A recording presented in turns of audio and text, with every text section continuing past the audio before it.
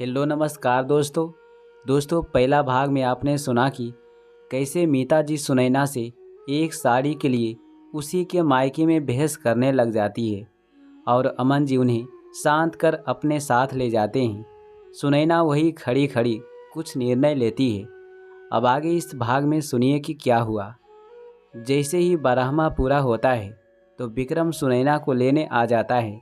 सुनैना का जाने का बिल्कुल भी मन नहीं था, पर फिर भी ससुराल तो जाना ही पड़ेगा, यही सोचकर वो विक्रम के साथ रवाना हो जाती है। जब वो ससुराल पहुंचती है तो देखती है कि वहाँ का माहौल बड़ा बोझिल सा है। मीता अभी भी मुंह फुलाए बैठी हुई है।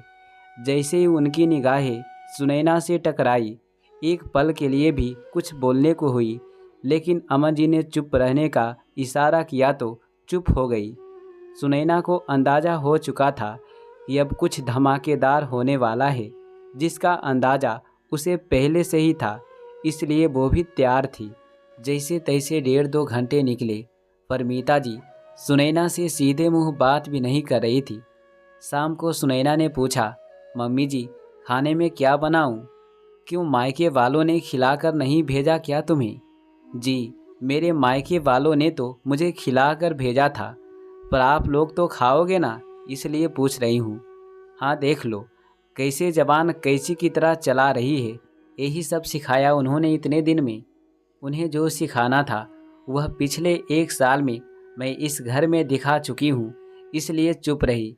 अब पिछले 1 साल में मैंने जो इस घर में देखा और सीखा, वही मेरी जबान बोल रही है। लो सुन लो, हमारी बिल्ली हम ही से म्यूँ हमारे घर का खाती है और हमें ही 10 बातें सुनाती है। माफ़ करना मम्मी जी, मैं कोई फालतू जानवर नहीं हूँ, मैं घर की बहू हूँ।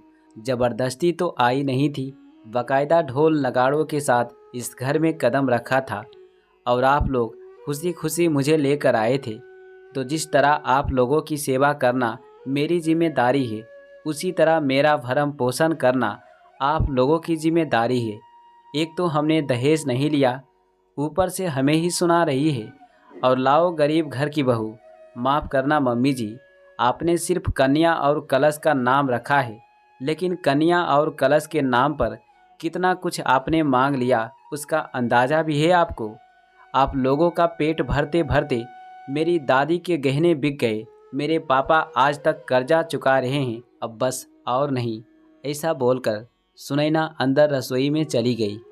पर अब सुनैना कोई भी बात होती है मुंह पर डंके की चोट पर बोलती है, इसलिए अमन जी और मीता जी अब सुनैना से ज़्यादा कुछ कह नहीं पाते और ना ही उसके सामने अब ज़्यादा कुछ बोलने के लिए हिम्मत होती है। पर आज जब अपनी बेटी पर बन आई तो दोनों को कुछ सोच ही नहीं रहा था। थोड़ी देर बाद बाहर से विक्रम और मीसा की आवाज़ आने लगी। सुनैना ने बाहर आकर देखा तो विक्रम और मीसा अमन जी और मीता जी से बात कर रहे थे। मम्मी, आप शादी के लिए मना कर दो, मुझे नहीं करनी है शादी। तू पागल हो गई है? शादी के 15 दिन पहले शादी से मना कर रही है, क्या इज्जत रह जाएगी हमारी समाज में? देखो मम्मी, पूरी ज़िंदगी परेशान होने से अच्छा है कि कुछ दिन परेशान रहना। उनका क्या भरोसा है, कल को वो नई डिमांड रख दे। विक्रम ने कहा, अरे बेटा, ऐसा कुछ नहीं होगा, अब वो लोग खुद लेकर बैठे हैं तो देना भी तो पड़ेगा ना। अमन जी ने कहा, नहीं मम्मी, आप प्लीज़ मना कर दो। मीसा ने दोबारा कहा, शादी ब्याह का मामला है, गुड्डे गुड़ियों का खेल थोड़ी ना है जो आज हाँ कल ना हो जाए। तुझे प्रॉब्लम क्या है? प्रॉब्लम है मम्मा, मैंने भाभी को देखा है, आज हमारे घर में इतना बोझिल माहौल रहता है, उसके पीछे शायद आपका यह कन्या और कलश वाला ही एटीट्यूड था। हम दहेज नहीं लेंगे, हमें तो सिर्फ कन्या और कलश चाहिए। आज हमारे घर में यह स्थिति है कि आप लोग भाभी से बात करना पसंद नहीं करते और ना ही भाभी आप लोगों से। मुझे नहीं रहना ऐसे माहौल में, और याद रखना, मैं सुनैना भाभी नहीं हूँ। मैं पहली बार में ही छोड़कर आ जाऊँगी। अपनी बेटी के मुँह से ये सब सुनकर मीता जी और अमन जी को अपनी गलती का एहसास हुआ। दोनों की निगाहें अपने ही बच्चों के सामने झुक गई। आखिरकार अमन जी ने मीसा के होने वाले ससुराल में फ़ोन कर शादी के लिए मना कर दिया। साथ ही साथ उन्होंने अपनी बहू से माफ़ी मांग ली।